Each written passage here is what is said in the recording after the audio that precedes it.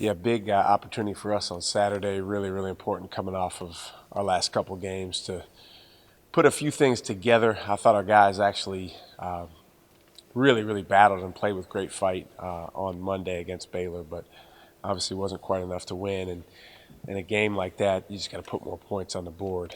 We did a good job defending them and holding them to 52 points. Um, Obviously, our team's a little bit shorthanded right now, but you get to this point in the season, it's got to be about guys stepping forward and your team coming together around the guys that are healthy and playing your best basketball with that group. And it might mean playing a little bit differently. It might mean changing certain things depending on who's out there, who's not out there. But we certainly have the guys that can come together and do that, and excited about what we do on Saturday. Question is good. You can't be to watch what Iowa State did at Norman. You know they're going to be mad and ready to bounce back against somebody. What did you see from that game? Because they're different now without Halliburton. Yep. Well, a couple things. First of all, you look at personnel changes. Who's playing more now that he's not out there. Halliburton pretty much played the whole game. When he was healthy. So now you have certain guys getting more minutes. You have Nixon, who has been mostly a starter for them, now playing the whole game. Terrence Lewis played really, really well. I think led him in scoring in that game, and he's had some games earlier this year where he didn't play much at all. He's probably the biggest beneficiary of anybody in terms of playing time and minutes and shot attempts and opportunities. But that's the first thing you look at is just personnel changes, and then in terms of what they're doing offensively and how they're playing defensively, I think it's a small sample size, just a one game. But one thing we really got to be ready to defend is for them to go inside and make sure that we do a good job defensively on their bigs. Solomon Young's playing really, really well, and he's a guy that we've got to account for and make sure that we counteract. With the season getting so much more compressed with each passing game, at what point do you start looking big picture and talking bubble and racking up wins for the sake of wins and numbers and all of that with this team? Well, we talk about that all year. We talk about all year round what we want to do with the season and what we need to do in order to accomplish our goals. So this week is no different. We have a chance to go up there and really improve our standing in the Big 12 and beyond. This is definitely a swing game for us, and it's important for us to put everything we have into it. With us not having played since Monday, physically, our guys should have gotten some rest and now getting back to work on the practice court and really getting better. But it's definitely a huge game and something that we talk about in terms of how it impacts long term. Shaka, when you went back and broke down the Baylor film, just from an offensive standpoint, what did you feel like you just kind of chalked up to Baylor being really good defensively? Yep. What did you feel like can be corrected and fixed going forward? We just got to keep getting better with our movement. One of probably the biggest challenge that we've had recently is when we run stuff to try to get Jericho the ball. In recent games, sometimes it's been feast or famine. It's been sometimes really, really good. Get him the ball. He's been very efficient at times when he's gotten it.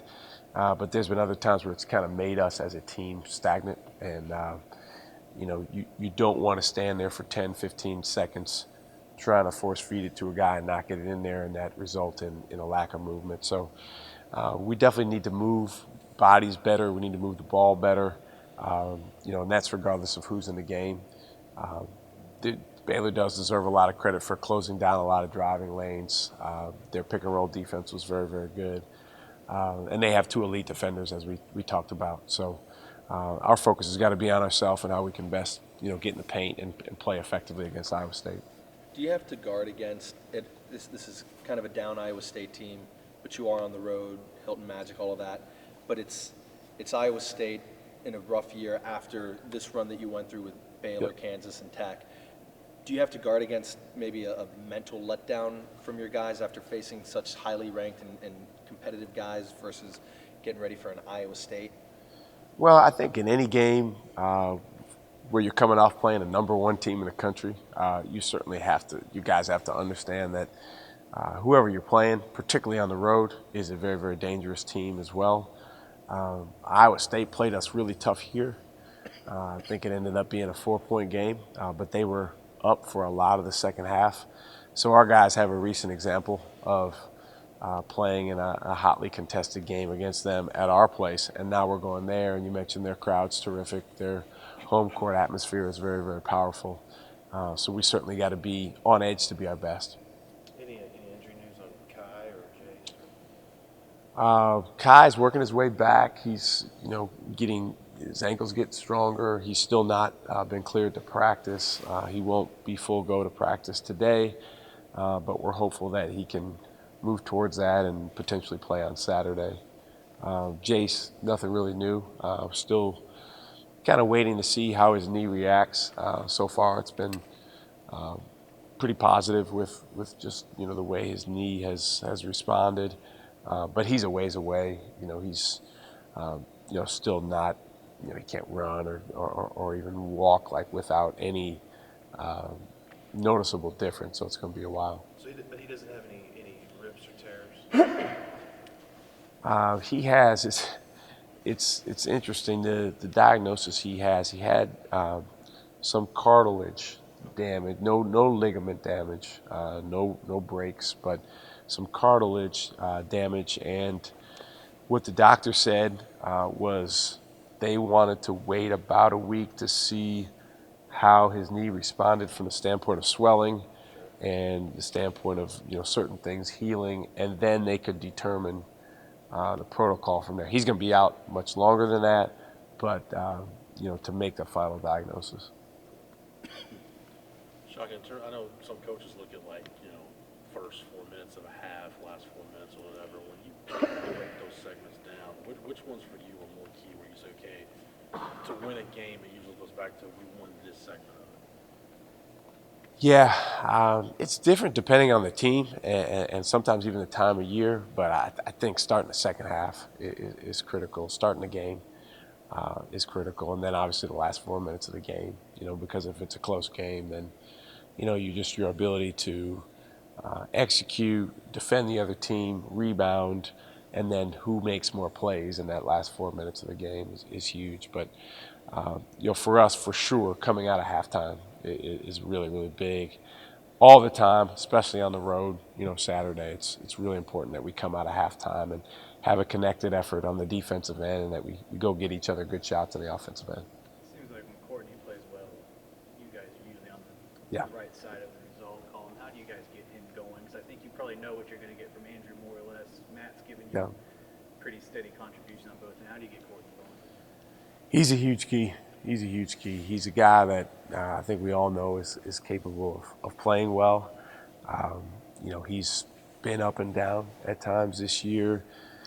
He's a guy that's very hard on himself and, really, gets upset with himself when he doesn't do certain things. But the last thing we want that to create is any type of lack of aggressiveness. And our message to him of late has been, if you're going to make a mistake, make an aggressive mistake.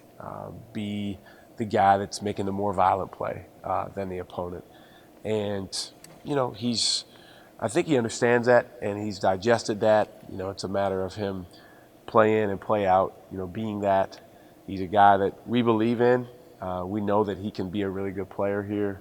But no question, especially with the injuries we've had, we need him. We need him to step forward and we need him to take on a leadership role. We had about a week stretch after we played Oklahoma at home, where we played Kansas State at home, and then we played at Oklahoma State. And Courtney was just phenomenal during that stretch. 4 days of practice, 2 games, and it was like if we had that in a bottle, that's what we need. And we've reminded him of that on several occasions. But it's important for him and us to make sure that we bring that out of him because that's what we need for sure.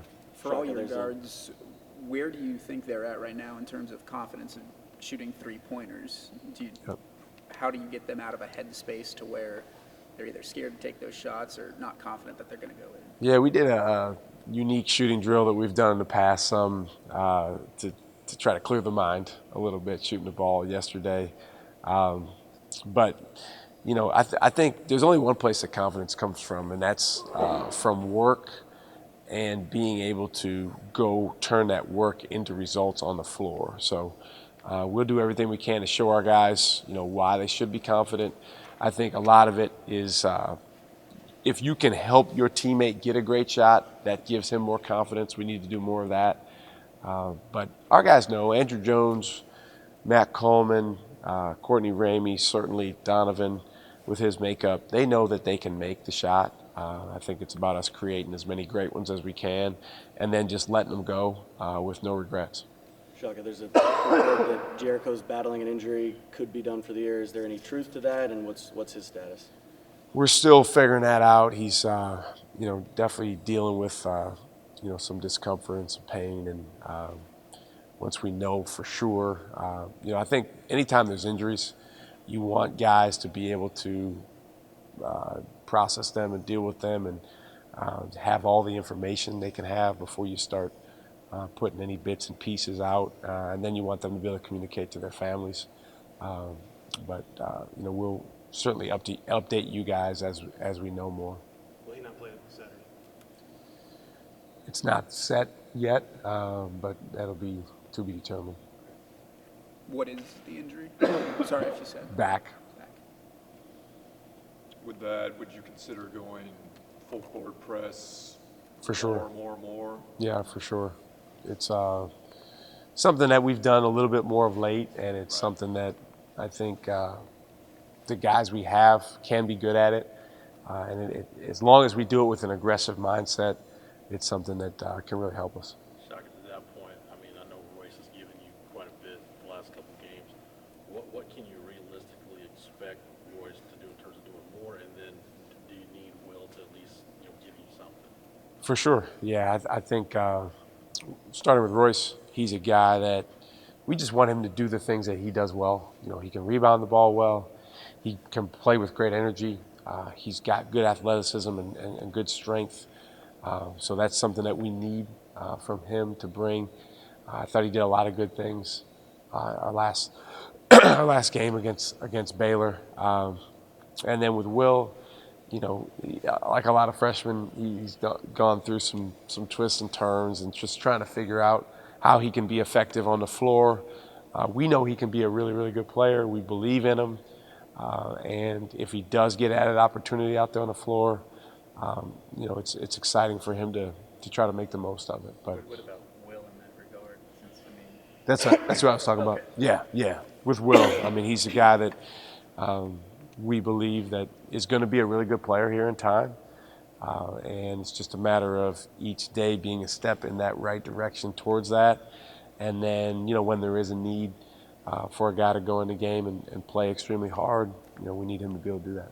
So can you say what happened? Did he get hurt in practice? Was this like something that's been building up over time? Or?